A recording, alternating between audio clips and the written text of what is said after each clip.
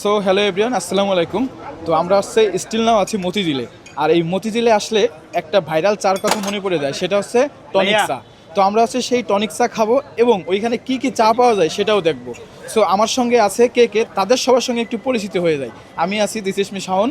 তো আমাদের সাথে আরও কয়েকটা বড় ভাই আছে। জুয়েল আমার। আচ্ছা, চাটা কেমন ভাই?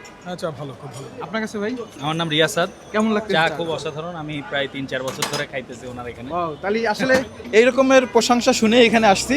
তো আমরা হচ্ছে এখন সেই ভাইরাল চায়ের দোকানের সাথে কথা বলবো। তো ভাই আসসালামু আলাইকুম। ওয়ালাইকুম আপনার সালাম। নামটা একটু বলুন। আমার নাম মহসিন। ভালোই আছেন না? আলহামদুলিল্লাহ। আপনার কাছে হচ্ছে কি কি চা আছে?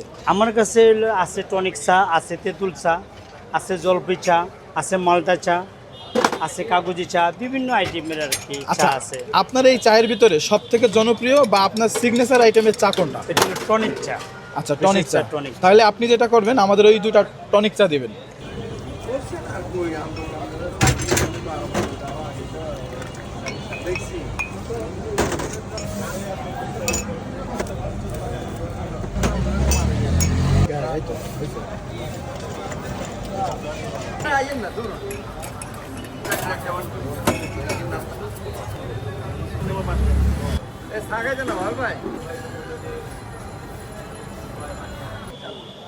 যাক, আলহামদুলিল্লাহ, অবশেষে আমরা টনিক চা পেয়ে গেলাম। আর এইটার স্বাদটাই আপনাদের দেবো এবং অথেন্টিক দেবো। যদি খারাপ হয় তাহলে কিন্তু মহসিন ভাই মুখের সামনেই বলে দেবো, ঠিক আছে? অবশ্যই আগে পরে খাইছি তো ভালোভাবে এই বিশ্বাসটা আছে।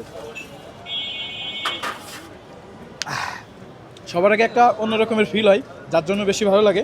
আর আরেকটা চ্যালেঞ্জ দিয়ে দিচ্ছি, এই এক কাপ চা ঠান্ডা করে হলেও আপনি এক টানে খাইতে পারবেন না।